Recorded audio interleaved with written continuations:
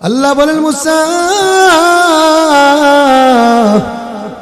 তাহলে তুমি শুনো, সকালবেলা যেই বান্দাটা তোমার পাশ কেটে অতিক্রম করেছে ওই বান্দাটা তার সন্তানকে কোলে নিয়ে জঙ্গলার ভিতরে গিয়েছে।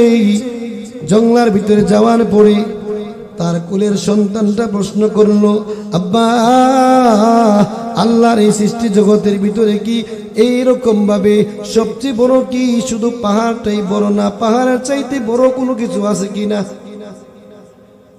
তখন তার সন্তানের প্রশ্নের জবাবে ওই ব্যক্তি উত্তর দিয়েছিল, না বাবা, আল্লাহর সৃষ্টির মধ্যে শুধু এরকম ভাবে জঙ্গল বড় না, জঙ্গলার চাইতে বড় আছে আমার আল্লাহ যে এরকম ভাবে পাহাড়গুলি সৃষ্টি করেছেন, এই পাহাড়গুলি জঙ্গলের চাইতেও বড়। সুবহানাল্লাহ। কিন্তু বাচ্চা আবার প্রশ্ন করে, আব্বা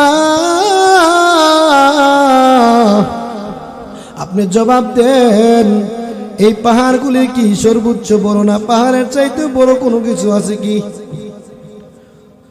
ও মুসা তুমি শুনো, ছেলের প্রশ্নের জবাবেই তার বাবা ওই ব্যক্তি বলেছিল, না এই পাহাড় শুধু বড় না, এই পাহাড়ের চাইতেও বড় হলো আমার আল্লাহ যে খুঁটিবিহীন আসমানগুলি সৃষ্টি করে রাখছেন, এই আসমানগুলি পাহাড়ের চাইতেও বড়।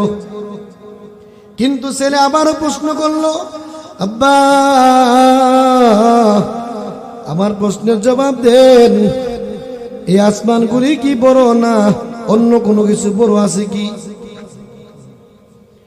তাহলে এই আসমানগুলি কি বড়, না অন্য কিছু বড় আছে?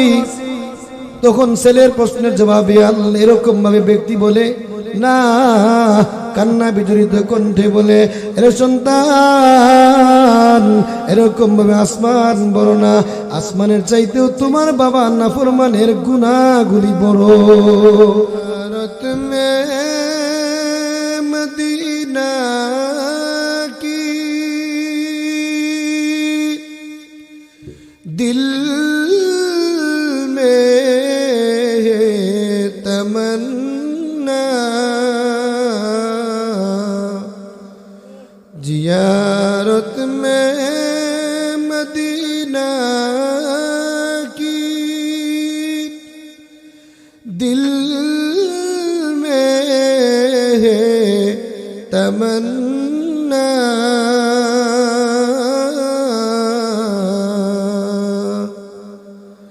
नहीं मेरे पास सफर की समाना, बलगल उला बिकमालिही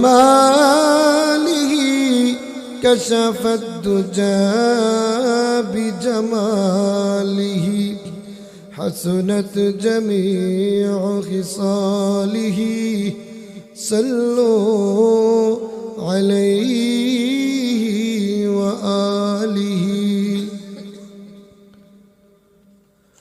আলহামদুলিল্লাহ।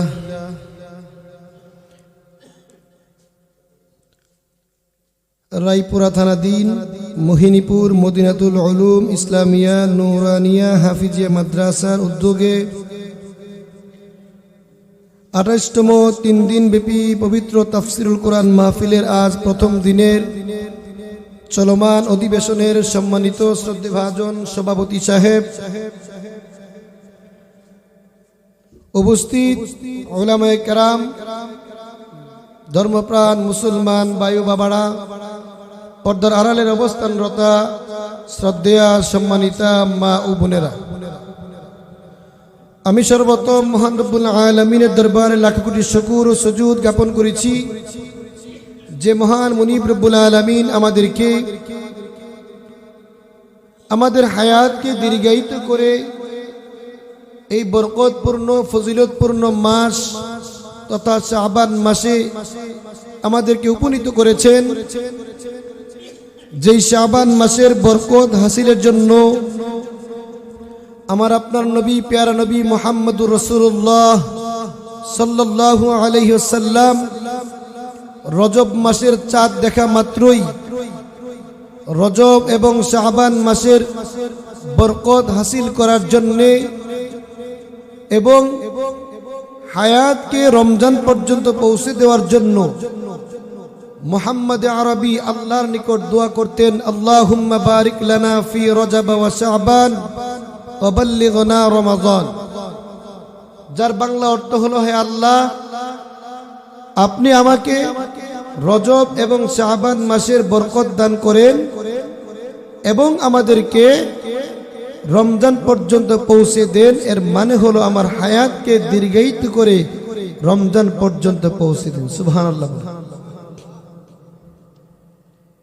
তো আমাদের মধ্য থেকে রজব মাস চলে গিয়েছে।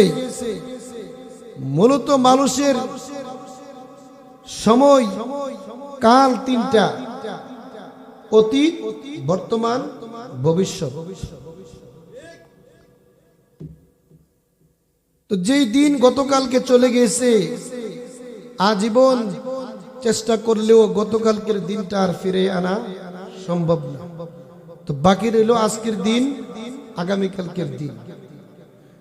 আগামীকাল আমি আপনি দুনিয়ার জমিনে বেঁচে থাকবো কি থাকবো না এটার গ্যারান্টি নাই, কিন্তু আগামীকাল দিন আসবে এটা আশা করা যায়। কিন্তু অতীত কখনো ফিরে আনা যায় না।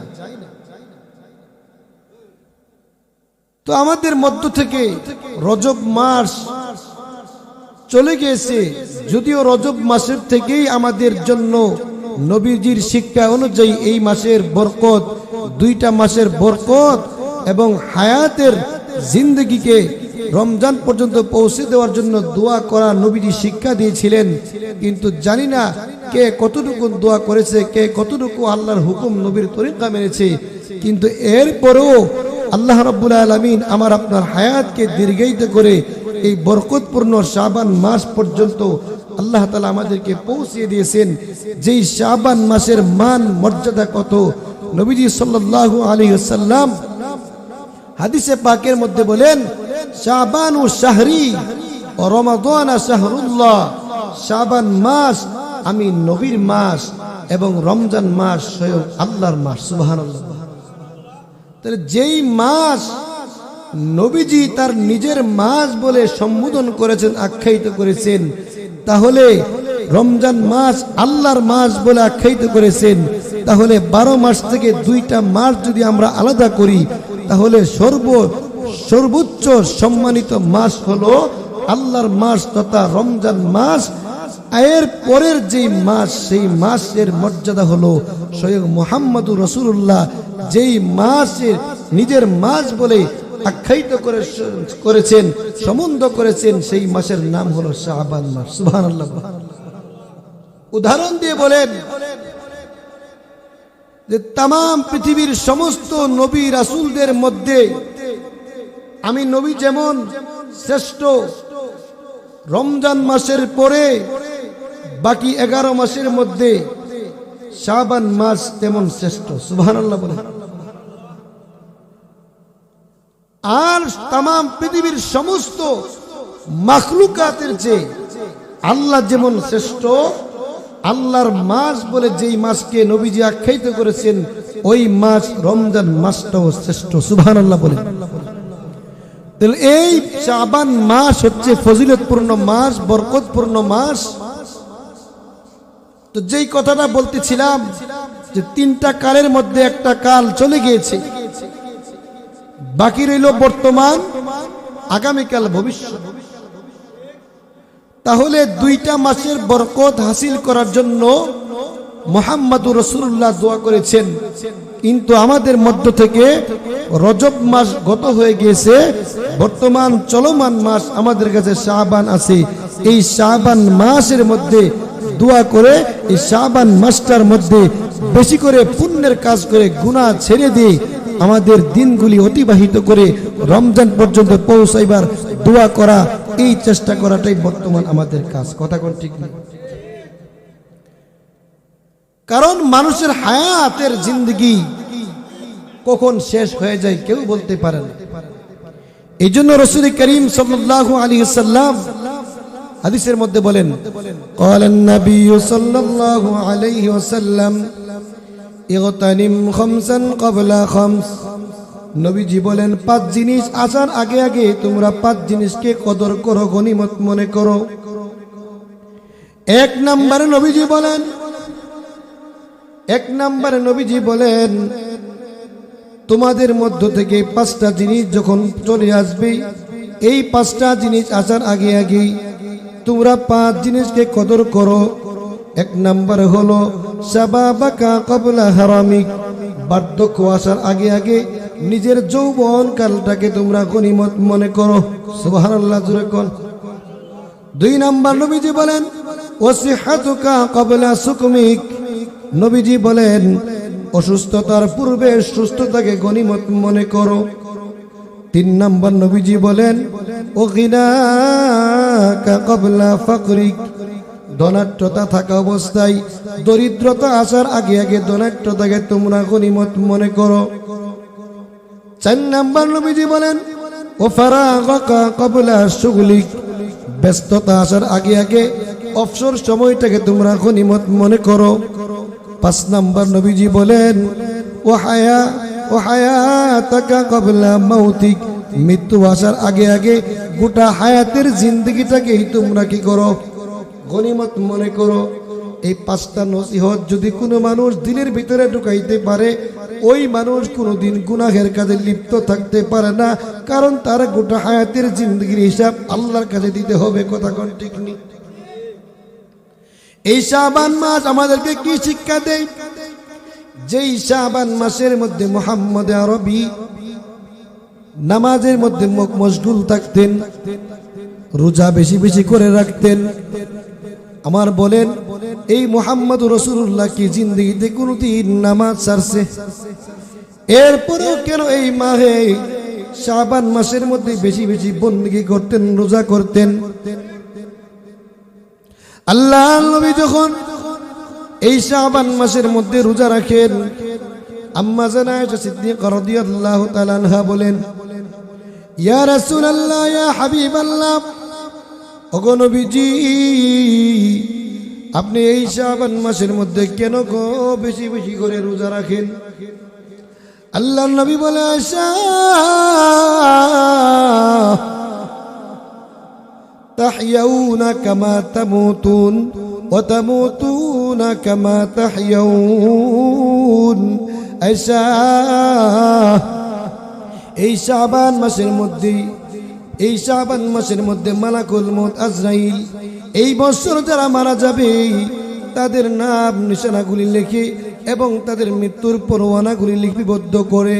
আয়েশা, আমি বিশ্ব নবী চাই এই মাসের মধ্যে আমি রোজা অবস্থায় কাটিয়ে দিব। কারণ কি জানোনি? কারণ কি জানোনি? একটা মানুষ হাসরের ময়দানে এইভাবে উঠবে যেইভাবে তার মরণটা হবে, আর একটা মানুষ এইভাবেই মরণটা হবে যেমন অবস্থার মধ্যে আজরাইল তাকে এমন অবস্থায় পাবে। আমি বিশ্ব নবী চাই, আমি বিশ্ব নবীর এরকম ভাবে মৃত্যুর পরোয়ানাটা যেন রোজা রাখা অবস্থার মধ্যে আজরাইল বিবদ্ধ করে। এই জন্য আমি এই শাবান মাসের মধ্যে বেশি বেশি করে রোজা রাখি। চিৎকার মেরে বলেন সুবহানাল্লাহ। নবীজি আমাদেরকে এই শাবান মাসে শিক্ষা দিয়েছেন, বেশি বেশি বندگی করতে উপলব্ধি করেছেন। সুবহানাল্লাহ। আর আমরা এই শাবান মাসকে পাইয়া সুবর্ণ সুযোগ পাওয়ার পরেও ইবাদতের জন্য রেখে দিয়েছি একটা মাস রিজার্ভ, সেটা হলো রমজান মাস। কোরআন তেলাওয়াতের জন্য রেখে দিয়েছি একটা মাস, সেটা হলো রমজান মাস। বাকি 11 মাস কোরআন তেলাওয়াত করে না, 11 মাস রোজাও রাখে না, 11 মাস এরকম ভাবে কোনো নামাজও পড়ে না, শুধুমাত্র নামাজের জন্য বছরে একটা মাস রিজার্ভ রাখছে। অথচ আল্লাহর নবী এই শাবান মাসের মধ্যে বেশি করে রোজা রাখিয়া উম্মতদেরকে উদ্বুদ্ধ করে বুঝাইতেছেন একটা কাজ করতে গেলে এই কাজের প্রশিক্ষণ আগে দিতে হয়। 1 মাস রোজার আগে শাবান মাসে রোজা রাখলে পরবর্তী রমজান মাসে রোজা রাখতে আসান হয়। 1 মাস আগে থেকে যদি মানুষ নামাজের মধ্যে লেগে যায়, এই মাসের রোজার এই মাসের বندگির কারণে সামনের মাসের বندگিতে আরো আল্লাহ তাআলা সওয়াব লিখে দেন, কিন্তু সামনের মাসের বندگি করতে আর আসান হয়। সুবহানাল্লাহ। কিন্তু আমরা করি কি? এই সুবর্ণ সুযোগগুলি পাওয়ার পরেও আমরা শুধুমাত্র গুনার মধ্যে লিপ্ত, গুনার মধ্যে লিপ্ত। যদিও মুখে বলি রমজান মাস, বরকতপূর্ণ মাস, শাবান মাস বরকতপূর্ণ মাস, রজব মাস বরকতপূর্ণ মাস, আমার নবীর মেরাজের মাস যদিও বলি, কিন্তু এই মেরাজের মাসেও নাফরমানে গুনাহ থেকে নিজেকে বাঁচায় রাখে না, পরহেজ থাকে না। শাবান মাসের কদর ওই ব্যক্তি জবানে মানায় যেই ব্যক্তি শাবান মাসে নিজেকে গুনাহ থেকে বাঁচাইতে পারে। কথা কোন ঠিক কিনা? যেই ব্যক্তি নিজেকে গুনার মধ্যে নিমজ্জিত রাখে ওই ব্যক্তি শাবান মাসের কদর করলো। অথচ কোন মানুষ যদি তার গোটা হায়াতের জিন্দগির হিসাব আল্লাহর কাছে দিতে হবে, সেই ভয় যদি কোনো মানুষের দিলের ভিতরে থাকে, ওই মানুষ কোনোদিন গুনাহের কাজে লিপ্ত হতে পারে না। আল্লাহ বলেন, কোন মানুষের ভিতরে যদি পরকালে দাঁড়াইয়া আল্লাহর সামনে জবাব দিতে হবে সেই ভয় থাকে, সেই ভয়ে যদি কোনো মানুষ নিজেকে গুনাহ থেকে বাঁচাইতে পারে, নিজের নফসানিয়তের খাহাসাতের কামরিপুর চাহিদাকে নিবৃত্তি করতে পারে, গুনাহ থেকে বাঁচাইতে পারে, আল্লাহ বলেন এই সমস্ত বান্দাদের জন্য রয়েছে আমি আল্লাহ তৈরি জান্নাত। সুবহানাল্লাহ। ওয়া আম্মা মান খাফা মাকামা রাব্বিহি ওয়া নাহান নাফসা আনিল হাওয়া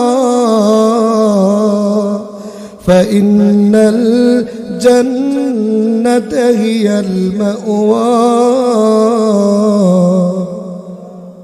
আল্লাহ বলেন ওয়া আম্মা মান খাফা মাকামা রাব্বিহি, কোন ব্যক্তি যদি আল্লাহর সঙ্গে দাঁড়াইয়া হিসাব দিতে হবে সেই দাঁড়ানোর ভয় যদি কোনো মানুষের ভিতরে থাকে, অনাহান নাফসা আনিল হাওয়া, এবং তার নিজের নফসানিয়তের খাহাসাতের গুনাহ থেকে বেঁচে থাকে, এই ভয়টা যদি অন্তরে লালন করে গুনাহ থেকে নিজেকে বাঁচাইতে পারে, আল্লাহ বলেন ফাইন্নাল জান্নাতা হিয়াল মাওয়া, আমি আল্লাহর তৈরি জান্নাত ওই ব্যক্তির ঠিকানা হবে। সুবহানাল্লাহ। তাহলে এই মাস কার মাস? নবীজির মাস বলেছেন। নবীজি যেমন আমাদের কাছে মুহাব্বতের, ওই নবীর যেই মাসটা নবীর মাস বলে আখ্যায়িত করেছেন সেই মাসটাও তো মুহাব্বতের। নবীকে যেমন কদর করা আমাদের জন্য ওয়াজিব জরুরি, নবীর মাস বলে যেই মাসকে সম্বোধন করেছেন ওই মাসকে তো কদর করা আমাদের জন্য জরুরি। ওই মাসকে কদর কিভাবে হবে, নবীর কদর কিভাবে হবে? নবীর সুন্নতের মাধ্যমে। আর নবীর মাসের কদর কিভাবে হবে? নবীর মাসে নোংরামি গুনাহ করা যাবে না, নবীর মাসের বন্দেগী সারা যাবে না। কথা কোন ঠিক? তাহলে নবীর মাসের কদর করা হবে। যেই ব্যক্তির সঙ্গে যার নিসবত হয় ওই নিসবতরা ব্যক্তির দিক থেকে লক্ষ্য করে সম্মান বাড়ে। রমজানকে যেমন আল্লাহর সঙ্গে নিসবত করা হয়েছে, আল্লাহ যেমন সব কিছুর ঊর্ধ্বে, রমজান মাস 12টা মাসের সবচেয়ে ঊর্ধ্বে, এবং রমজান মাসের মধ্যে কোরআন নাজিল হওয়ার কারণে কোরআনের যেমন মর্যাদা, সমস্ত কালামের মধ্যে কোরআন যেমন শ্রেষ্ঠ, এই কোরআন যেই মাসে নাজিল হয়েছে ওই মাসটাও শ্রেষ্ঠ। এই জন্য নবীজির একজন গোলাম ছিলেন যায়েদ ইবনে হারেসা রাদিয়াল্লাহু তাআলা আনহু। ওই যায়েদ বিন হারেসা যদিও নবীজির গোলাম ছিলেন, কিন্তু গোলামটা ছিল কার? যেই ব্যক্তির মর্যাদা, আল্লাহর পরে যার মান মর্যাদা বিশ্বনবী মুহাম্মদুর রাসূলুল্লাহ, ওই বিশ্বনবী মুহাম্মদুর রাসূলুল্লাহর গোলাম হওয়ার কারণে তাম পৃথিবীর সমস্ত রাজা বাদশাদের মান মর্যাদার চাইতেও একজন গোলামের মর্যাদা বেশি। কেন? যদিও গোলাম, কিন্তু কার গোলাম? মুহাম্মদুর রাসূলুল্লাহর গোলাম। সুবহানাল্লাহ। ভাইরা আমার, লক্ষ্য করে দেখুন, এই শাবান মাস আমাদের মধ্যে আসছে, রমজানের মুকদ্দিমা। এই শাবান মাস আসলে আমরা বুঝতে পারি অল্প কিছুদিনের পরে আমাদের সামনে মাহে রমজান চলে আসবে। রমজানের জন্য আমরা প্রস্তুতি নিতে থাকি কি থাকি না? আরো জোরে কোন থাকে কি থাকি না? কিন্তু প্রস্তুতি থাকা এক জিনিস, অপেক্ষা করা আরেক জিনিস। গোটা হায়াতের জিন্দেগির হিসাব আল্লাহর কাছে দিতে হবে। আল্লাহর নবী বিশ্ব নবী মুহাম্মদুর রাসূলুল্লাহ সাল্লাল্লাহু আলাইহি ওয়াসাল্লাম হাদিসে পাকের মধ্যে 5টা জিনিসকে গনিমত মনে করতে বলা হয়েছে। এর মধ্যে 1 নম্বরে বিশ্ব নবী বলেছেন, তোমাদের নিজের যৌবন কালটাকে বৃদ্ধ বয়সে যাওয়ার আগে আগে যৌবন কালটাকে গনিমত মনে করো। সুবহানাল্লাহ। ভাইরা আমার, বুঝাইতেছিলাম এই গনিমত মনে করাটার মধ্যে যৌবন কালের কথাটা কি আল্লাহ নবী মুকদ্দাম করলেন কেন? বলা হয়েছে যৌবন কালের মধ্যে মানুষ গুনাহের মধ্যে বেশি লিপ্ত হয়ে যৌবন কালের মধ্যে মানুষ যা ইচ্ছা তা করতে পারে। কথা কোন ঠিক নেই? যৌবন কালে মানুষ গুনাহ করতে পারে, যৌবন কালে মানুষ ঝগড়া করতে পারে, মারামারি করতে পারে, কিন্তু বৃদ্ধ হয়ে গেলে ইচ্ছা থাকলেও বিছনা থেকে উঠতে পারে না। তাহলে বোঝা গেল যৌবন কালের গুরুত্ব বেশি। আরো জোরে কোন ঠিক নেই? যৌবন কাল ছাড়া কোনো বৃদ্ধ মানুষের কোনো মূল্য নাই। রাজনীতি করতে গেলেও যুবকের প্রয়োজন, বৃদ্ধ লোককে কোনোদিন রাজনীতির মধ্যে ভর্তি করে না। কথা কোন ঠিক নেই? আপনি যখন কোনো এরকম ভাবে সরকারি কোনো কর্মকর্তার মধ্যে আপনি ভর্তি হবেন, নৌবাহিনী, সেনাবাহিনী, কোনো বৃদ্ধ লোককে ভর্তি করে না, যুবককে ভর্তি করে। ইসলামের মধ্যেও যুবকের বেশি অগ্রাধিকার, সমাজের মধ্যে যুবকের অগ্রাধিকার। যুবক যেই দিকে যায় এরকম ভাবে গোটা দলটা ওই দিকে যায়। কথা কোন ঠিক নেই? এরে মুমিন, আল্লাহর নবী মুহাম্মদ আরবি সাল্লাল্লাহু আলাইহি ওয়াসাল্লাম এই যৌবন কালটাকে গনিমত মনে করতে বলা হয়েছে। শাবাবাকা ক্বাবলা হারামিক, উম্মত তুমি তোমার যৌবন কালটাকে বৃদ্ধ বয়সের আসার আগে আগে এটাকে গনিমত মনে করো, এটাকে তুমি সুবর্ণ সুযোগ মনে করো। যৌবন কালটাকে বৃদ্ধকাল আসার আগে আগে, বৃদ্ধকাল আসার আগে আগে কথাটা কেন বললেন? এর মানে হলো যৌবন কাল পাইয়া যুবক যত কিরম ভাবে নিজেকে যত বড় হামসে বড়া কোন হে মনে করুক না কেন, হারামিক ক্বাবলা হারামিক বলা হয়েছে। এর মানে হলো যুবক যদিও চিন্তা করে না যে সে একদিন বৃদ্ধ হবে, নবীর হাদিস প্রমাণ করে প্রত্যেকটা যুবককেই হায়াতের জিন্দেগি পাইলে একদিন তাকে বৃদ্ধ হতেই হবে। কথা কোন ঠিক নেই? দুইটা জিনিস মানুষ কোনোদিন কামনা করে না, মানুষ কোনোদিন মরতে চায় না, এরপরও মানুষ মরা লাগে। মানুষ কোনোদিন বৃদ্ধ হতে চায় না, এরপরও মানুষের বয়সের গতিতে মানুষ না চাইলেও বৃদ্ধ হওয়া লাগে। এটা আল্লাহর দেওয়ার নিজাম। কথা কোন ঠিক নেই? এই জন্য আল্লাহ নবী বলেন, শাবাবাকা ক্বাবলা হারামিক, উম্মত তুমি তোমার যৌবন কালটাকে বৃদ্ধ হওয়ার আগে আগে তুমি তোমার যৌবন কালটাকে তুমি গনিমত মনে করো। কারণ কেন বলা হয়েছে? এই যৌবন কালের হিসাব মহান আল্লাহ নেবে, বৃদ্ধকালের হিসাবও নেবেন না, শিশুকালের হিসাবও আল্লাহ নেবেন না। আল্লাহ শুধু মধ্যম বয়সের যৌবন কালের হিসাবটা আল্লাহ আমার আপনার কাছ থেকে নেবেন না। সুবহানাল্লাহ। কারণ যৌবন কালের মধ্যে মানুষ যেই গুনাহ করে, এই গুনার জন্য মানুষকে আল্লাহর সামনে দাঁড়াইয়া জবাব দিতে হবে। এই গুনাহের জন্য হাসরের ময়দানে এরকম ভাবে কষ্ট করতে হবে, জাহান্নামের আগুনে জ্বলতে হবে। এই জন্য উম্মতদেরকে আল্লাহ নবী 5টা উপদেশের মধ্যে সর্বপ্রথম উপদেশটাই দিয়েছেন যৌবন কালটাকে গনিমত মনে করে যৌবন কালটা যেন নেক আমলের মধ্যে কাটাই দিই। সুবহানাল্লাহ। এরে মুমিন, কোন মানুষের ভিতরে যদি আল্লাহর ভয় থাকে, এই মানুষ কোনোদিন গুনার মধ্যে লিপ্ত থাকতে পারে না। কিন্তু কোন মানুষের ভিতরে যদি আল্লাহর ভয় না থাকে, ওই মানুষটা বৃদ্ধ অবস্থা হওয়ার পরে গুনাহ করতে পারে। কিন্তু আল্লাহর ভয় যতদিন পর্যন্ত আমার আপনার দিলের ভিতরে না আসবে, ততদিন পর্যন্ত কোনোদিন মানুষ গুনাহ থেকে নিজেকে বাঁচাইতে পারবে না। কথা কোন ঠিক নেই? এরে মুমিন মুসলমান, এই যৌবন কালের মধ্যে মানুষ যদি গুনাহ করে, এর হিসাবটা বড় কঠিন হবে। আবার যদি যৌবন কালে মানুষ বন্দেগী করে, বৃদ্ধ বয়সে বন্দেগীর চাইতে যুবকের বন্দেগীর প্রতি আমার মহান আল্লাহ বেশি খুশি হয়ে যান। সুবহানাল্লাহ।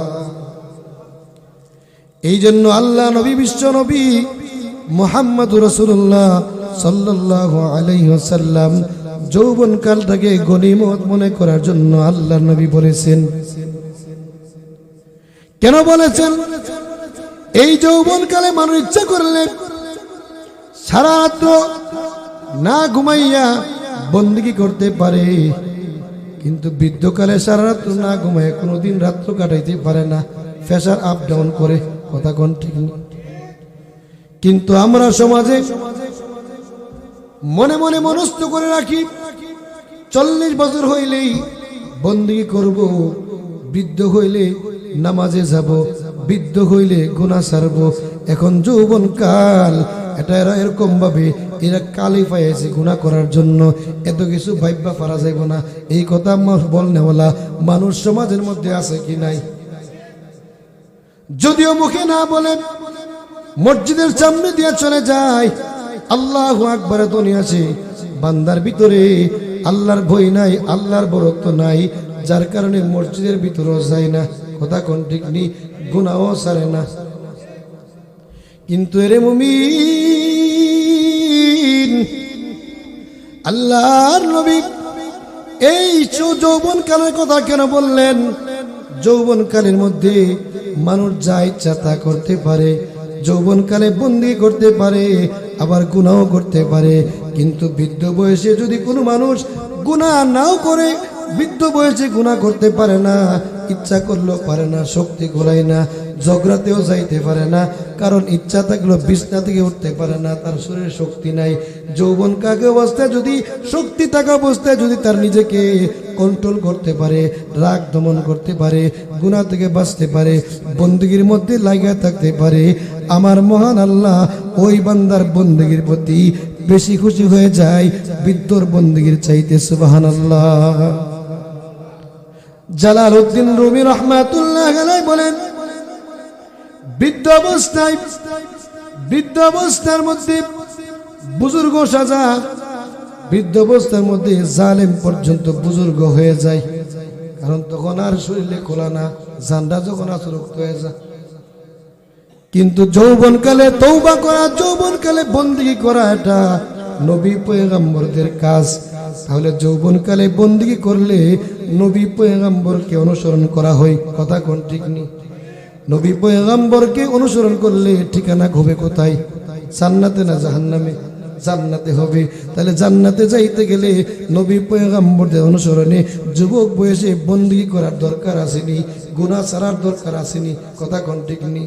দরজাওয়ানি তওবা করদান সেওয়ায়ে পয়গম্বরি, দরজাওয়ানি তওবা করদান সেওয়ায়ে পয়গম্বরি, ওয়াক্তে পীরি গুরগে জালেম মিশাওয়াদ পরহেজগারি, ওয়াক্তে পীরি গুরগে জালেম মিশাওয়াদ পরহেজগারি।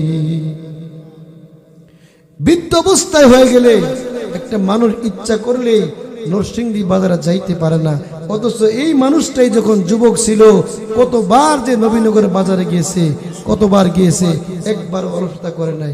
কিন্তু এখন তারা জান চলে গেছে। যুবক, এই যৌবন কালটা যদি আল্লাহর বন্দেগীর মাধ্যমে মানুষ কাটাইতে পারে, বৃদ্ধ অবস্থা হয়ে গেলে প্রস্রাবের ফুটা করে যায়, উজু রাখতে পারে না, কিন্তু উজু না রাখলেও বন্দেগী কোন রকম করতে পারলেও আমার আল্লাহ বলেন, ও আমার ফেরেশতারা, যেই বান্দা তার নিজের যৌবন কালটাকে গুনাহ থেকে বাঁচাইয়া আমি আল্লাহকে রাজি খুশি করার জন্য, আমি মালিককে খুশি করার জন্য বন্দেগীর মাধ্যমে তার যৌবন কালটাই কাটিয়ে দিয়েছে, এখন সে বৃদ্ধ হয়ে গেছে, এখন তার পায়ের জয়েন্টের শক্তি নাই, কুলাইতে পারে না, যতটুকু পারে তার নামাজের ভুল ত্রুটি তোমরা ধরিও না, বরং যৌবনকালের বন্দেগীর খাতিরে এখন বৃদ্ধ বয়সে বন্দেগী করতে পারোক আর না পারোক, তার আমল নামাই যৌবনকালের নেকের মতো এখন নেক লিখে দাও। সুবহানাল্লাহ। বাস্তব প্রমাণ। আমাদের দেশে যারা সরকারি চাকরি করে, এরা যখন সরকারি চাকরি করে নির্দিষ্ট একটা বয়সে যখন তারা পৌঁছে, সময়ে পৌঁছে, তখন তারা পেনশন পায়া, তখন তারা রিটায়ার্ডে বাড়িতে আসে, তখন বাড়িতে আসার পরে কিন্তু তার চাকরি নাই, কিন্তু এরপরও মাসে মাসে চাউল ডাউল চিনি ভাতা পাইতেছে কি পাইতেছে না? কেন?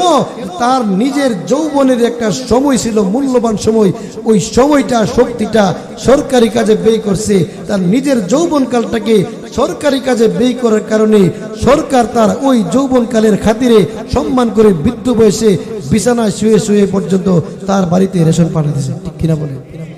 আল্লাহ বলেন এই যৌবন কালটাকে যদি মানুষ গনিমত মনে করে বন্দেগীর মাধ্যমে কাটাইতে পারে, বৃদ্ধকালে সেজদা দিতে পারুক আর না পারুক, ওই যৌবন কালটাকে কেন্দ্র করে আল্লাহ তার সওয়াবগুলি জারি রাখে। সুবহানাল্লাহ। এই যৌবনকালে গুনাহ ছাড়ার দরকার আসেনি? যৌবনকালে বন্দি করার দরকার আসেনি? 2 নম্বর নবীজি বলেন ওয়াসিহহাতুকা ক্বাবলা,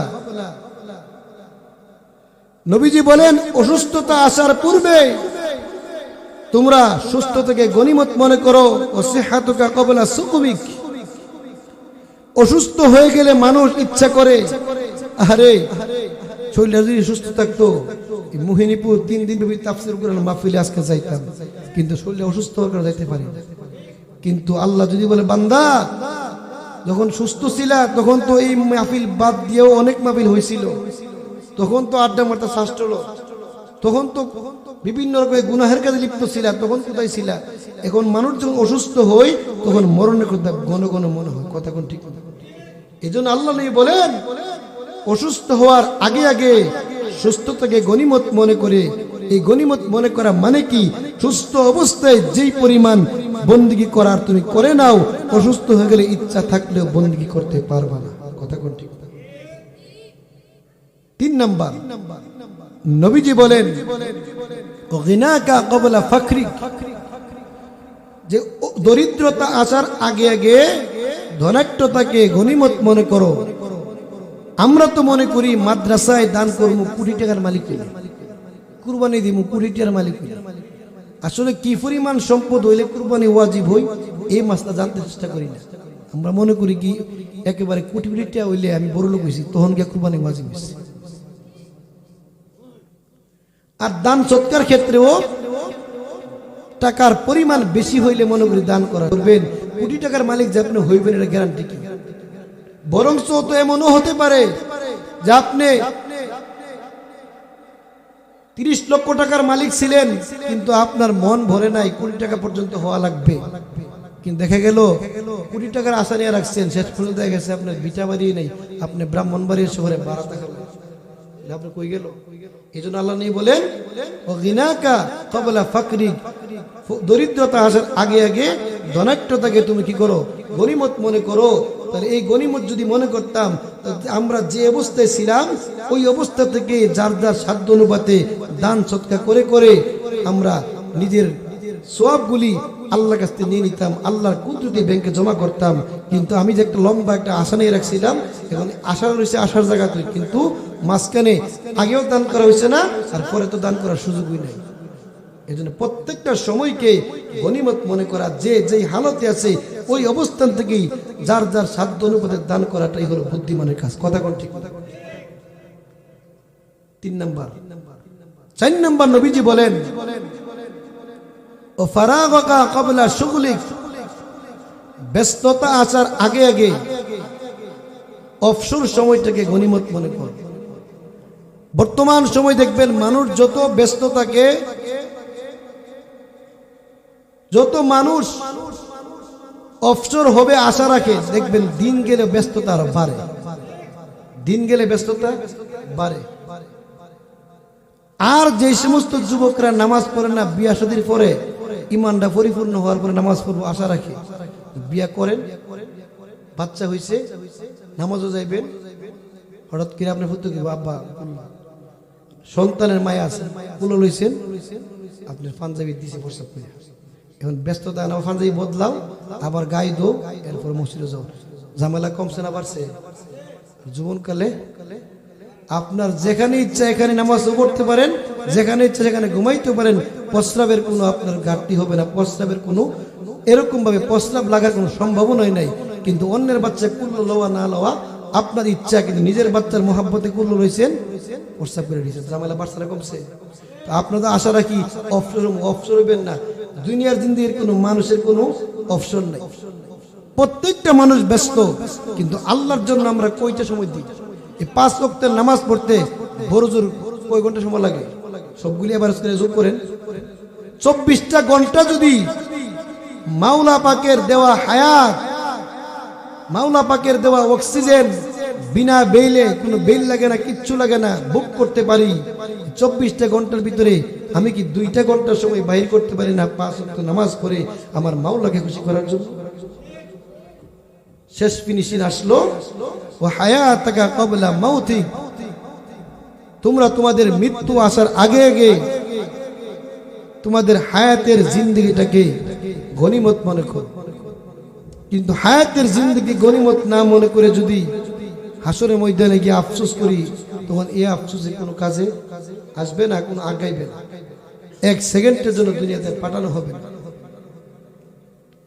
এই 5টা কথা যদি কোনো মানুষ, খুব প্রসিদ্ধ হাদিস, এই 5টা কথা যদি কোনো মানুষ জীবনের মধ্যে মনে রাখতে পারে, লালন করে মাথার মধ্যে সেট করে, এই 5টা কথা যদি কোনো মানুষ মোবাইলে রেকর্ড করে করে প্রত্যেক দিন শুনে, এই 5টা কথাই যথেষ্ট একটা মানুষের জীবন পরিবর্তন করার জন্য। কথা কোন ঠিক কিনা? কিন্তু ওয়াজ বহুত শুনি, পরিবর্তন হওয়ার কোনো মন মানসিকতা আমাদের নাই, পরিবর্তন হওয়ার কোনো চিন্তা আমাদের নাই। কোন হুজুর হাসাইলো, কোন হুজুরের সুরটা কেমন, এটাই বাবার জন্য আমরা আসি।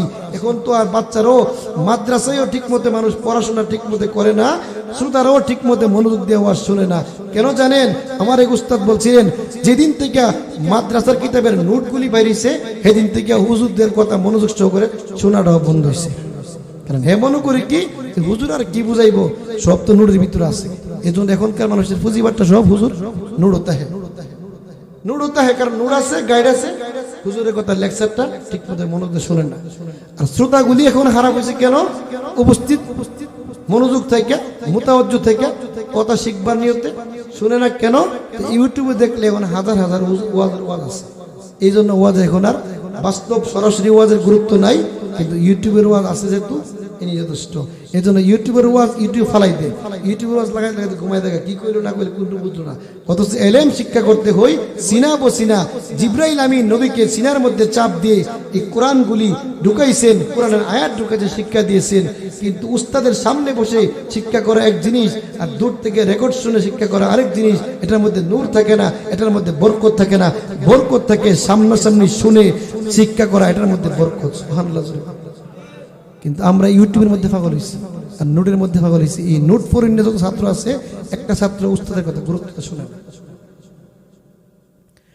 ভাইয়েরা আমার, লক্ষ্য করে দেখুন, এই জন্য বলতেছিলাম আল্লাহর নবী মুহাম্মদুর রাসূলুল্লাহ সাল্লাল্লাহু আলাইহি ওয়াসাল্লাম এই যৌবনকালটাকে গনিমত মনে করার জন্য বলেছেন। এই যৌবনকালের মধ্যে যখন মানুষ গুনার মধ্যে লিপ্ত হয়ে যায়, তখন যৌবনকালে হিসাবটা মহান আল্লাহ নেবেন। সুবহানাল্লাহ, জোরে কোন। এরে মুমিন, বিগত দিনগুলির মধ্যে যদি গুনাহ হয়ে থাকে, এই গুনাহের জন্য তো একটা বিকল্প রাস্তা বাহির করতে হবে। হুজুর বুঝলাম যৌবনকালটাকে হেফাজত করতে হবে, কিন্তু পূর্বে যে আমরা যৌবনকালটা হেফাজত করতে পারি নাই, ভুল করে ফেলেছি, গুনাহ করে ফেলেছি, এটার জন্য করণীয় কোন বিধান আল্লাহ কোরআনের মধ্যে আয়াত নাজিল করছেন। প্রশ্ন থাকে কি জাগে না? আল্লাহ তেলাওয়াতকৃত আয়াতের মধ্যে বলেন, কুল ইয়া ইবাদিয়াল্লাযীনা আসরাফু আলা আনফুসিহিম লা তাকনাতু মির রাহমাতিল্লাহ ইন্নাল্লাহা ইয়াগফিরুয যুনুবা জামিআ ইন্নাহু হুয়াল গফুরুর রহিম। এই আয়াত কারিমা যখন আমার আপনার নবীজির উপর নাযিল হয়ে গিয়েছিল, আল্লাহর নবী, বিশ্ব নবী রাহমাতুল লিল আলামিন বলেন, তামাম পৃথিবী পৃথিবীর ভিতরে যা কিছু আছে, এমনকি কোরআনের ভিতরে যত আয়াত আছে, সবগুলি আয়াতের মধ্য থেকে আমার কাছে এই আয়াতটা বড় শ্রেষ্ঠ বলে মনে হয়। সুবহানাল্লাহ, জোরে কোন। সাহাবায়ে কেরাম প্রশ্ন করলেন, ইয়া রাসূলুল্লাহ, ইয়া হাবিবাল্লাহ, ওগো নবীজি, এই আয়াত এমন কি আয়াত যে আয়াত কি আপনি শ্রেষ্ঠ আয়াত বলে মনে হয়? আল্লাহ নবী বলেন, সাহাবীরা, এই আয়াতের মধ্যেই গুনাহগার উম্মতদের জন্য আশার বানিয়ে দেওয়া হয়েছে। এই জন্য আমার কাছে এতটা বড় শ্রেষ্ঠ মনে হয়। সুবহানাল্লাহ বলেন। আল্লাহ রাব্বুল আলামিন বলেন, ওগো নবীজি, যারা নাফরমান, যারা এরকম ভাবে নিজেদের নফসের উপরে ইসরাফ অতিরঞ্জন করতে করতে, গুনাহ করতে করতে নিজেদেরকে এরকম ভাবে জর্জরিত করে ফেলেছে, আল্লাহ নবী গো এদেরকে আপনি জানিয়ে দেন, লা তাকনাতু মির রাহমাতিল্লাহ, এরা যেন আমি আল্লাহর রহমত থেকে নৈরাশ না হয়। তাহলে বোঝা গেল বিগতের দিনগুলিতে গুনাহ করলেও গুনাহ মাফের জন্য আল্লাহ বলেছেন রহমত থেকে নৈরাশ না হওয়ার জন্য রহমতের কামনা করাটা আমাদের দরকার আছে। এই জন্য মুমিন এই গুনাহর জন্য কি করতে হবে? গুনাহ তো হওয়ার যা হয়ে গিয়েছে, এই গুনাহকে মাফ করাইবার জন্য, ক্ষমা করার জন্য সবচেয়ে বড় মেডিসিন হলো আল্লাহর কাছে তওবা করা। তওবা একটা অর্থ হলো ফিরে আসা। ফিরে আসা মানে কি? অতীতে যেই লাইনে চলছিলাম ওই লাইন ছেড়ে দিয়ে আল্লাহর দিকে ফিরে আসতে হবে। অর্থাৎ গুনাহের রাস্তা হলো শয়তানের রাস্তা, শয়তানের রাস্তা ছেড়ে দিয়ে আল্লাহর রাস্তায় ফিরে আসতে হবে, নেক কাজের দিকে আসতে হবে। কথা কোন ঠিক নেই? 2 নাম্বার হলো ওয়াদাবদ্ধ হতে হবে, জীবনে যত গুনাহ করেছি আর আল্লাহ গুনাহগুলি আমি আর করব না, আল্লাহ আমার জিন্দেগির গুনাহগুলি মাফ করিয়া দাও। আল্লাহর কাছে গুনাহর জন্য তওবা করতে হবে। এরপরে হলো তওবার মধ্যে ইস্তেকামাত থাকতে হবে, নেক রাস্তার মধ্যে থাকতে হবে। বাকি জিন্দেগির মধ্যে আর গুনাহ করব না, এই কথা বলে যদি ইস্তেকামাত থাকতে পারে, দৃঢ় বিশ্বাস থাকতে পারে, আল্লাহ রাব্বুল আলামিন ওই তওবাকারী বান্দার গুনাহগুলি এমন ভাবে মাফ করে দেন, আত্তাইবু কামাল্লা জামবালাহু। আল্লাহ নবী বলেন, তওবাকারী গুনাহটা আমার মহান আল্লাহ এমন ভাবে মাফ করেন যেমন বোঝা যায় এই ব্যক্তি জীবনে কোনোদিন গুনাহই করে নাই, এমন ভাবে পরিষ্কার করে মাফ করা হয়। সুবহানাল্লাহ জোরে কোন। তাহলে যে গুনাহগুলিকে তওবার মাধ্যমে মাফ করাইতে হবে, এই তওবা আমাদের করার দরকার আছে রে। স্বয়ং মুহাম্মদুর রাসূলুল্লাহ সাল্লাল্লাহু আলাইহি ওয়াসাল্লাম সারা দিনের মধ্যে এরকম ভাবে 100 বার তওবা করতেন, বিভিন্ন হাদিসের মধ্যে পাওয়া যায়। তাহলে বলেন তো, আমার নবী কি কোনোদিন গুনাহ করছে? কোন নবী রাসূল গুনাহ করে নাই, তারা বেগুনাহ মাসুম। এরপরও বিশ্ব নবী কেন গুনাহ করে নাই? এরপরও কেন তওবা করলেন? উম্মতদেরকে শিক্ষা দেওয়ার জন্য, উম্মত যেন তার পূর্বের গুনার জন্য মহান আল্লাহর কাছে তওবা করেন। বলেন সুবহানাল্লাহ। যেই জায়গার মধ্যে মুহাম্মদ আরবি গুনাহবিহীন একজন পয়গম্বর এত পরিমাণ তওবা করছেন, তাহলে আমরা যেই পরিমাণ উম্মত ঘর থেকে বের হইলে গুনাহ, ঘর থেকে বের হইলে গুনাহ, আমাদের সেই উম্মতদের তওবা করার দরকার আছে নি? আরো জোরে কোন, তওবা করার দরকার আছে নি? এই তওবার জন্য আমাকে আপনাকে শেষ রজনীতে যদি কান্না করি, শেষ রজনীতে কান্না করি, কিন্তু আমরা তওবা রাখি কয়েকটা দিবসের মধ্যে একটা হলো আমরা তওবা করি এরকম ভাবে রমজান মাসের 27 তারিখ আসলে, আরেকটা হলো শবে বরাত। এই 2টা দিন ইমাম সাহেবের মাধ্যমে আনুষ্ঠানিক তওবা করি, নিজের জিন্দেগির গুনাহগুলির কথা স্মরণ করি না, আল্লাহর কাছে বলে বলে একাগ্র চিত্তে একা তাহাজ্জুদ নামাজ পড়ে আমরা কোনোদিন তওবা করি না। দেখাইন না তওবা, অন্তরের তওবা না। যদি অন্তরের তওবা হইতো তাহলে ইমাম সাহেব এত লম্বা দোয়া দিলেন গুনাহ মাফের জন্য, পরের দিন ফজর ওয়াক্ত মুসল্লি নেই। বুঝা গেল? এটা হলো আনুষ্ঠানিক দেখাইন না তওবা। অন্তরের তওবা হইলে ওই রাত্রে ওই বান্দার ঘুম হওয়ার কথা না, কারণ তার পূর্বের সব গুনার কথা স্মরণ হয়ে গেছে। কথা কোন ঠিক নেই? পূর্বের সমস্ত গুনার কথা যদি স্মরণ হয়ে যায়, আল্লাহর জাহান্নামের ভয়ের কথা স্মরণ হয়ে যায়, ওই মানুষ তো ওই দিন থেকে বারংবার শুধু দেখবে কখন নামাজের সময় হয়ে যায়, আমার জিন্দেগিতে নামাজ ছাড়বো না, এখন আমার কাজ ছাড়তে রাজি, নামাজ ছাড়তে রাজি না। যেই পরিমাণ জাহান্নামের বর্ণনা ইমাম সাহেব হুজুর আলোচনা করছেন, এই জাহান্নামের আগুন সহ্য করা আমার পক্ষে সম্ভব না। অতএব এখন থেকে ওয়াদাবদ্ধ হবাম, আজ জিন্দেগিতে কোনোদিন গুনার কাজ করবো না, নেকের কাজ ছাড়বো না। কিন্তু ইমাম সাহেব দোয়া করে ঠিক হই, ফজর ওয়াক্ত মুসল্লি নেই। এই দিকটা তওবার দ্বারাতে গুনাহ মাফের আশা করা যায় না। গুনাহ তখনই মাফ হবে যখন এই তওবার উপরে ইস্তেকামাত থাকবো, গুনার কাজ ছেড়ে দিয়ে নেকের কাজের মধ্যে চলে আসবে। কথা কোন ঠিক? অথচ আমাদের বুজুর্গায়ে দিন আকাবের আসলাফ তারা গুনাহ করে নাই, এরপরেও গুনাহ করেছে। মানুষের গুনাহ করতে পারে, এত নেক আমলের পরেও তারা কবরের ভয়ে, জাহান্নামের ভয়ে ভয়ে তারা কান্না করতেন। গুনাহের গরে মাওলা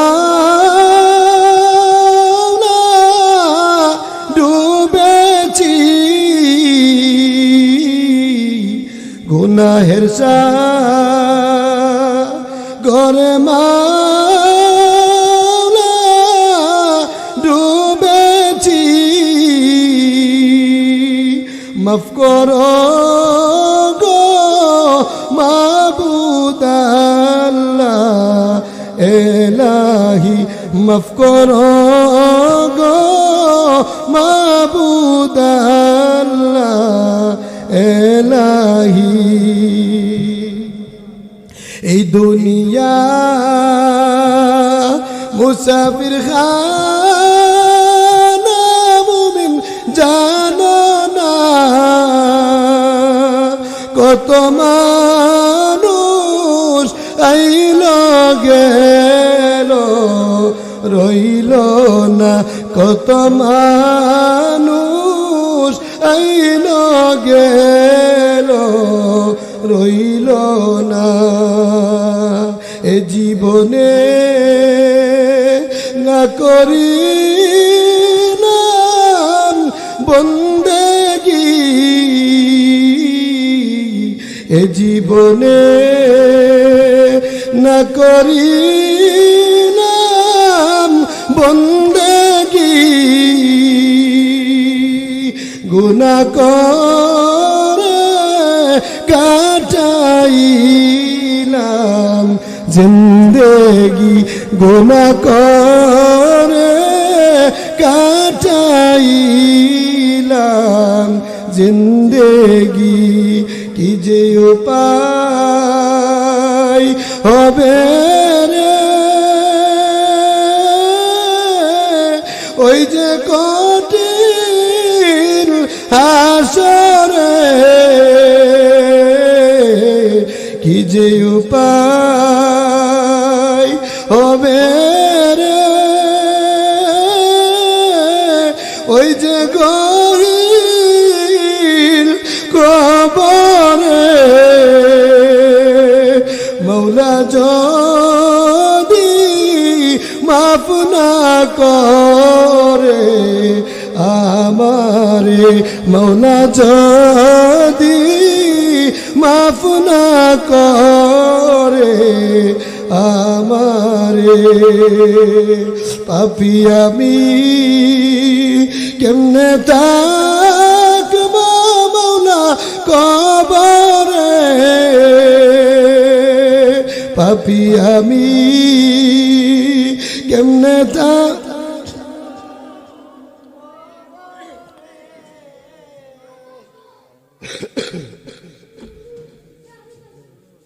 করেন।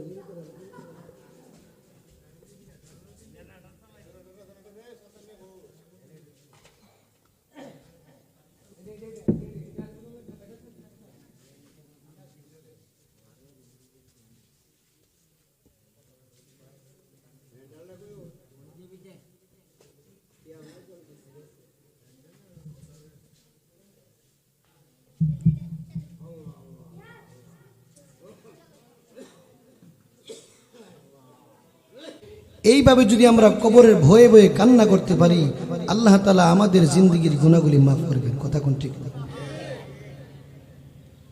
সময় অল্প, বাকি শেষ। একটা ছোট্ট ঘটনা বলে আমার ওয়াজ শেষ করে দিচ্ছি। পয়গম্বর মুসা আলাইহিস সালাতু ওয়াস সালামকে কালিমুল্লাহ বলা হয়, আল্লাহর সঙ্গে কথাবার্তা বলতেন। উনি ওনার জিন্দেগির এক পর্যায়ে আল্লাহকে একদিন প্রশ্ন করে বললেন, আল্লাহ, তোমার এই জগতে আমার উম্মতের মধ্যে সবচেয়ে খারাপ নিকৃষ্ট আমার উম্মত বা তোমার বান্দা কোনটা, আমি জানতে চাই, দেখবার চাই। আল্লাহ বলেন, মুসা, তুমি সকালবেলা ওই রাস্তার মোড়ের মধ্যে দাঁড়িয়ে থাকবা, সর্বপ্রথম যেই বান্দা তোমার সামনে দিয়ে অতিক্রম করবে, তুমি বুঝতে পারবা এই বান্দাটাই তোমার উম্মতের মধ্যে সবচেয়ে নিকৃষ্ট।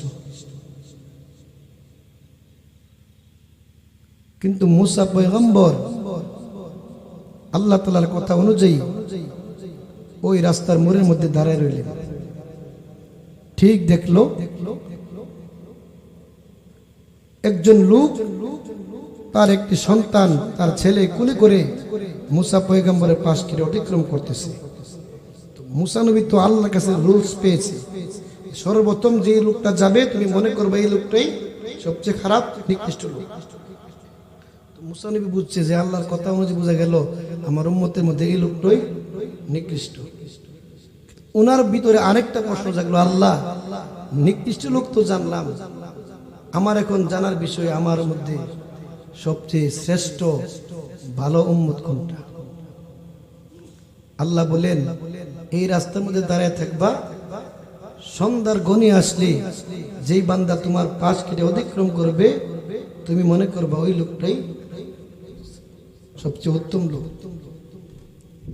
কিন্তু ঘটনা দেখা গেল সকালবেলা যেই লোক বাচ্চা কোলে করে মুসা নবীর পাশ অতিক্রম করছে, সন্ধ্যাবেলা সেই লোকটাই আসছে। কিন্তু মুসা নবীর মনে প্রশ্ন, আল্লাহ সকালবেলা আমি জানতে চেয়েছিলাম আমার উম্মতের মধ্যে কোন লোকটা সবচেয়ে নিকৃষ্ট, আপনি আমাকে বলে দিয়েছেন সর্বপ্রথম আমার পাশ কেটে অতিক্রম করবে যে বান্দা, এই বান্দাই নিকৃষ্ট বান্দা। আমি আপনাকে দ্বিতীয় প্রশ্ন করেছি, আল্লাহ আমার উম্মতের মধ্যে শ্রেষ্ঠ উম্মত কোনটা, আপনি বলেছেন রাস্তার মধ্যে দাঁড়িয়ে থাকার জন্য আমার পাশ কেটে অতিক্রম যে করবে সেই শ্রেষ্ঠ বান্দা, শ্রেষ্ঠ উম্মত। কিন্তু আল্লাহ আমার মনে বড় প্রশ্ন, সকালবেলা যেই বান্দাকে দেখেছি বিকালবেলা সন্ধ্যাবেলা তো এই বান্দাকেই দেখলাম, একই বান্দা সকাল নিকৃষ্ট আবার সন্ধ্যাবেলা শ্রেষ্ঠ হই কিভাবে? আল্লাহ তোমার কুদরত বড় কঠিন কুদরত, তোমার মহিমা আমি বুঝতে পারি নাই। আল্লাহ আমার জানতে চাই সকালবেলা নিকৃষ্ট বান্দা সন্ধ্যাবেলা শ্রেষ্ঠ হয়ে যায় কিভাবে? আল্লাহ আপনার কাছে আমার প্রশ্ন আমি জানতে চাই। আল্লাহ বলেন মুসা, আল্লাহ বলেন মুসা তাহলে তুমি শুনো, সকালবেলা যেই বান্দাটা তোমার পাশ কেটে অতিক্রম করেছে ওই বান্দাটা তার সন্তানকে কোলে নিয়ে জঙ্গলার ভিতরে গিয়েছে। জঙ্গলার ভিতরে যাওয়ার পরে তার কোলের সন্তানটা প্রশ্ন করলো, আব্বা আল্লাহর এই সৃষ্টি জগতের ভিতরে কি এইরকম ভাবে সবচেয়ে বড় কি শুধু পাহাড়টাই বড় না, পাহাড়ের চাইতে বড় কোনো কিছু আছে কিনা? তখন তার সন্তানের প্রশ্নের জবাবে ওই ব্যক্তি উত্তর দিয়েছিল, না বাবা, আল্লাহর সৃষ্টির মধ্যে শুধু এরকম ভাবে জঙ্গল বড় না, জঙ্গলার চাইতে বড় আছে আমার আল্লাহ যে এরকম ভাবে পাহাড়গুলি সৃষ্টি করেছেন, এই পাহাড়গুলি জঙ্গলের চাইতেও বড়। সুবহানাল্লাহ জোরে কর। কিন্তু বাচ্চা আবার প্রশ্ন করে, আব্বা আপনি জবাব দেন, এই পাহাড়গুলি কি সর্বোচ্চ বড় না, পাহাড়ের চাইতে বড় কোনো কিছু আছে কি? ও মুসা তুমি শুনো, ছেলের প্রশ্নের জবাবেই তার বাবা ওই ব্যক্তি বলেছিল, না এই পাহাড় শুধু বড় না, এই পাহাড়ের চাইতেও বড় হলো আমার আল্লাহ যে খুঁটিবিহীন আসমানগুলি সৃষ্টি করে রাখছেন, এই আসমানগুলি পাহাড়ের চাইতেও বড়। কিন্তু ছেলে আবারও প্রশ্ন করলো, আব্বা আমার প্রশ্নের জবাব দেন, এই আসমানগুলি কি বড় না অন্য কোনো কিছু বড় আছে কি? তাহলে এই আসমানগুলি কি বড় না অন্য কিছু বড় আছে? তখন ছেলের প্রশ্নের জবাবে আল্লাহ এরকম ভাবে ব্যক্তি বলে, না কান্না বিজড়িত কণ্ঠে বলে, এর সন্তান এরকম ভাবে আসমান বড় না, আসমানের চাইতেও তোমার বাবা নাফরমানের গুনাহগুলি বড়। বাবা যখন কান্না বলে, আমি নাফরমানের গুনাহগুলি বড়, এই জঙ্গলের চাইতে বড়, পাহাড়ের চাইতে বড়, আসমানের চাইতে বড়। আমি নাফরমান, তোমার বাবার গুনাহগুলি বড়। সন্তান আবার প্রশ্ন করলো, আব্বা তাহলে আপনার গুনার চাইতে কি বড় কোনো কিছু আসেনি? এবার বাবা প্রশ্নের জবাবের উত্তরে বলেন, আরে সন্তান, আমার গুনার চাইতেও আমার মহান আল্লাহর রহমত এবং দয়া বড়। আল্লাহ বলেন, মুসা তোমার মনে প্রশ্ন জেগেছিল সকাল বেলার নিকৃষ্ট বান্দা সন্ধ্যাবেলা শ্রেষ্ঠ হই কিভাবে? আমার যে বান্দাটা তার নিজের গুনার চাইতেও, জঙ্গলের চাইতেও, পাহাড়ের চাইতেও, আসমানের চাইতেও, তামাম পৃথিবীর সব কিছুর চাইতেও আমি আল্লাহর রহমতকে বড় জানলো, তাহলে বলো আমি আল্লাহর রহমতকে যদি বড় জানে, আমি আল্লাহ থেকে রহমত না করে পারি না। এই জন্য রহমত যদি না করি, মাফ না করি, আমি আল্লাহর রহমান রহিম নামের মধ্যে কলঙ্ক হয়ে যাবে। এই জন্য পয়গম্বর মুসাকে বললেন, তোমার উম্মতের নিকৃষ্ট বান্দাটাকে আমি আল্লাহ শ্রেষ্ঠ বান্দা বানিয়ে দিলাম, আমি আল্লাহ রহমতকে বড় জানার কারণে। তাহলে যদি মুসা পয়গম্বরের উম্মত যদি আল্লাহর কাছ থেকে ক্ষমা পেয়ে যাই রহমতকে বড় জানার জন্য, তাহলে আমি আপনি যেই নবীর উম্মত হয়েছি, ওই নবীর মান মর্যাদা আল্লাহর পরে ওই নবীর উম্মত যদি আল্লাহর রহমতকে বড় জানি, তাহলে আমার আপনার গুনাহ মাফ করবে কি করবে না? আরো জোরে কোন করবে কি করবে না? তাহলে আমাদের কেউ আল্লাহর রহমত থেকে নৈরাশ হওয়া যাবে না। এই কথাটাই আল্লাহ তাআলা আমার তেলাওয়াতকৃত আয়াতের মধ্যে বলেন, লা তাকুনাতু মির রাহমাতিল্লাহ।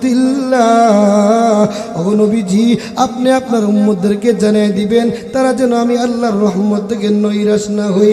নৈরাশ না হওয়ার জন্য আল্লাহ হুকুম দিলেন। নৈরাশ হয়ে যদি জিন্দগি বরবাদ গেছে এই কথা বলে যদি শুয়ে থাকি, সময় কাটায় দেই, জিন্দগির কোনো কাজে আসবে না, পরকালও কাজে আসবে না। বরং রহমতের আশা করে পূর্বের গুনার জন্য ক্ষমা চাইতে হবে, বাকি হায়াতের জিন্দগিটাকে নেকের কাজে লাগাইতে হবে, তাহলে পরকালে মুক্তির আশা করা যায়। কথা কোন ঠিক নেই? এই জন্য সেই মুক্তি চাইতে গেলে, পরকালের জিন্দগির গুনাহ থেকে বাঁচতে গেলে পূর্বের গুনার জন্য আল্লাহর কাছ থেকে তওবা করতে হবে, বাকি জিন্দগিটাকে গুনাহ মুক্ত করতে হবে। আমি বলছিলাম তিনটা কালের বাস্তব নমুনা হলো আমাদের জিন্দগি থেকে এখন সামনে অতীতে চলে গিয়েছে রজব মাস। যদিও রজব এবং শাবানের বরকত হাসিল করার জন্য আল্লাহর নবী দোয়া করেছেন, উম্মতদেরকে শিক্ষা দিয়েছেন, কিন্তু হায়াতের জিন্দগি থেকে রজব চলে গিয়েছে। বর্তমান চলমান শাবান মাস আসে, এই শাবান মাসটাকে গনিমত মনে করে বন্দেগী করতে হবে।